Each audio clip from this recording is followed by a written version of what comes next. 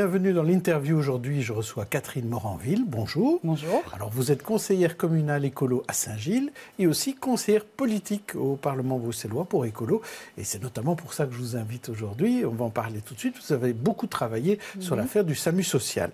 Tout d'abord, une question d'actualité sur GIAL, puisque aux côtés d'Alain Marron, vous avez donc mis au jour ce scandale du SAMU social et maintenant vous voyez l'affaire GIAL se développer. Alors quelle est votre réaction face à ce nouveau scandale? Je vous propose 3 types de réactions. Réaction A, la bonne gouvernance est un très long chemin.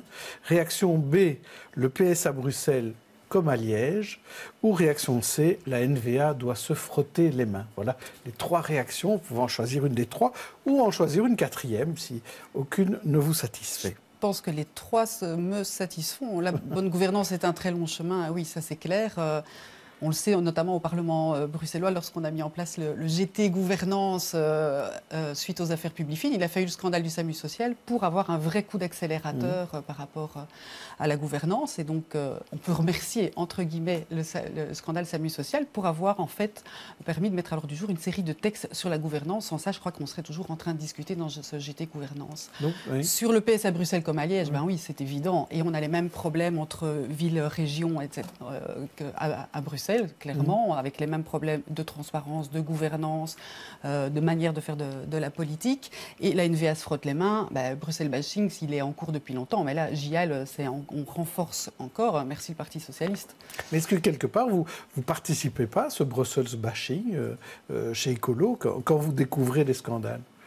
Mais je pense d'abord que la découverte des scandales, quand on est parlementaire, c'est le boulot notamment d'Alain Marron, c'est de contrôler l'exécutif et de contrôler le législatif.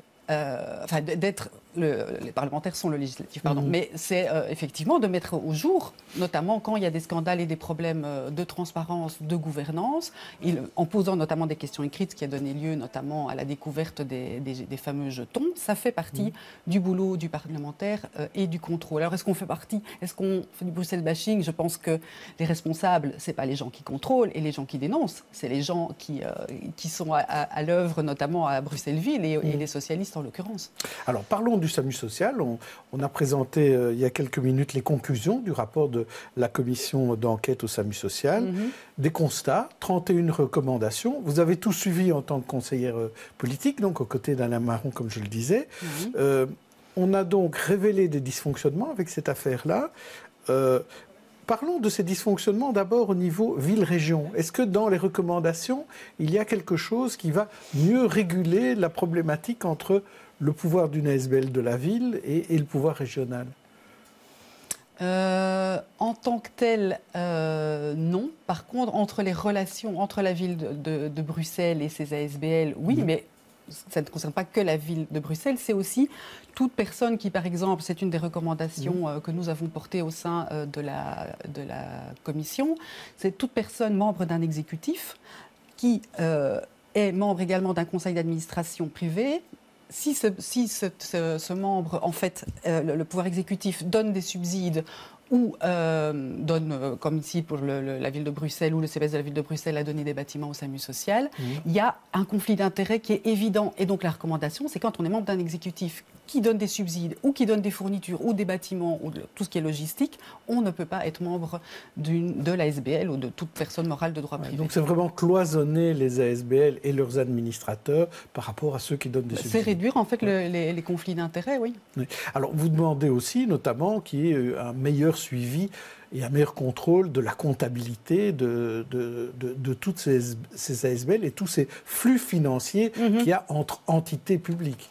Mais on l'a vu, il y avait une absence en fait de comptabilité analytique au sein du SAMU social et donc ça ne permettait pas, par exemple, de pouvoir vérifier les doubles subventionnements. Et donc l'inspection des finances qui a été saisie déjà en 2013, qui a été chargée de faire un rapport sur la comptabilité du SAMU social, elle n'était même pas en mesure à ce moment-là de pouvoir vérifier ces doubles subventionnements parce que c'est aussi une chose qu'on a découverte lors des auditions de cette commission d'enquête, c'est qu'au sein même du corps interfédéral de l'inspection des finances, entre le fédéral et les régions, on ne se parle pas. Le SAMU social avait des subsides de la région, de la COCOM, mais aussi des subsides du fédéral.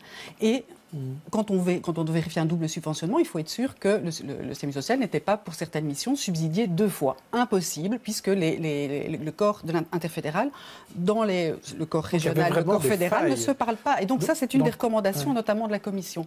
C'est que ce corps puisse se parler, puisse se transmettre les pièces, pour qu'on puisse vérifier le double subventionnement. En fait, on a vraiment découvert beaucoup de choses qui étaient des failles dans le système de contrôle et de fonctionnement. Et donc, vous n'auriez pas découvert cela, on serait encore aujourd'hui, vous croyez, avec des ASBL, avec conflit d'intérêts, avec des comptabilités peu claires, avec des jetons de présence?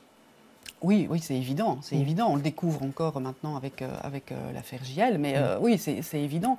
Et on a mis aussi en place dans les recommandations sur ces conflits d'intérêts, un tas d'autres recommandations qui portent là-dessus. Oui. Par exemple, il y a des choses à pointer particulières, intéressantes à signaler? Par exemple, notamment l'administration de la COCOM, donc c'est la commission communautaire commune qui est chargée de vérifier, qui est chargée de notamment les politiques sociales à Bruxelles. Ils ont des fonctionnaires qui sont chargés de contrôler les ASBL et donc le SAMU social. On avait un fonctionnaire pour 200 ASBL. Comment voulez-vous qu'il fasse un boulot de vérification? C'est pas possible. Et donc, il y avait clairement un déficit en termes de personnel au sein de l'administration de la COCOM. C'est pas qu'elle faisait mal son boulot, c'est qu'il n'y avait pas assez de personnes, en fait, pour pouvoir contrôler. Et clairement, le SAMU social est passé entre les mailles du filet.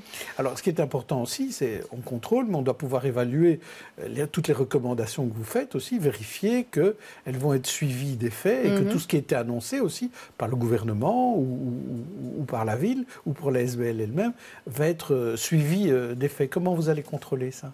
Mais donc il est prévu qu'il y ait un rapport d'évaluation, notamment des ministres, puisqu'il y a une série de recommandations qui sont adressées aux ministres qui s'occupent des affaires sociales à Bruxelles. Il est prévu qu'il y ait un premier rapport fin 2018 et un deuxième rapport en 2019. Et on sera évidemment attentif à ce que ce rapport arrive au Parlement et qu'on puisse contrôler. Et alors, ce qu'on voit quand même, c'est qu'aujourd'hui, le SAMU social en tant que tel, il est en difficulté. Les dons diminuent, ils disent eux-mêmes qu'ils ne parviennent même plus à assurer toutes les maraudes de nuit. Est-ce que l'outil a été cassé par la Commission, au bout du compte?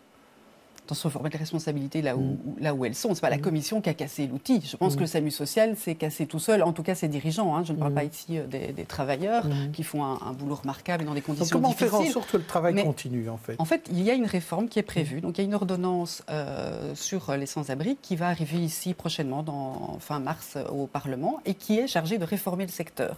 Et le SAMU social va connaître une refonte, c'est-à-dire que normalement, l'ASBL va être dissoute et va être remplacée par une autre ASBL qu'on appelle pour le moment le New SAMU social, je ne sais pas si le nom changera. Et les missions vont changer. Il y a une série de missions qui vont tomber et d'autres qui vont être réformées. Il va y avoir un vrai contrat de gestion avec un vrai contrôle, avec une vraie responsabilité des administrateurs qui vont représenter la région et la commission communautaire commune, mais aussi une série d'ASBL, des CPS qui seront au sein du conseil d'administration et avec un vrai contrôle et une obligation pour le SAMU social de rendre des comptes. Ce qui n'était pas le cas. Il y avait un contrat de gestion auparavant, mais qui était un contrat de gestion équeux, on va dire, qui n'a jamais permis en fait ce contrôle. Les représentants des ministres au sein du SAMU social n'avaient qu'un pouvoir d'observateur et ne pouvaient contrôler que le dispositif hivernal et pas les missions permanentes du SAMU social. Oui, on a vu qu'il n'y avait pas de vision d'ensemble, effectivement. Il n'y avait pas de vision d'ensemble. Non. Alors, sur le travail même de la commission d'enquête, vous avez suivi les travaux, suivi les travaux des parlementaires. Est-ce que vous dites, on a fait un 10 sur 10, on a bien travaillé, on sort un rapport, 30 recommandations, bravo, il faudra faire des commissions d'enquête sur d'autres sujets? Je ne vais pas vous dire 10 sur 10, on va s'auto-féliciter. C'est une première commission d'enquête, c'est la première fois que le Parlement bruxellois en instaure une. Donc on essuie aussi un peu les plâtres, mais je trouve que par rapport à la mission qui était donnée, le temps imparti, c'est un vrai boulot. On a travaillé pendant presque 2 mois et demi, entre la fin des auditions fin octobre et maintenant on a terminé ce rapport juste avant la semaine de carnaval.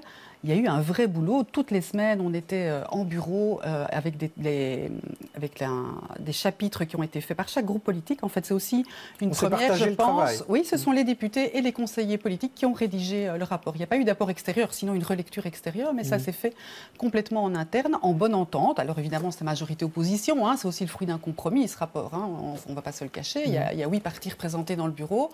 Mais je pense qu'on peut être fier du boulot qui a été fait et les recommandations. Enfin, le rapport là sort aujourd'hui, il va être publié. Vous verrez, ce sont des recommandations, oui, importantes. Alors, il y a une commission spéciale pour le SIAMU maintenant. Est-ce que vous pensez qu'il faudrait aussi avoir une commission spéciale sur JIAL? On en parlait au début. Est-ce que il y a une demande qui a été formulée par les différents partis d'opposition aujourd'hui à ce propos? C'est quelque chose d'important pour vous? Il y a la demande, en tout cas, d'écolos et d'écolos et Groen au sein de l'opposition à la ville de Bruxelles, c'est d'avoir un audit de la ville de Bruxelles. Je pense que ce sera plus efficace que de faire une commission spéciale.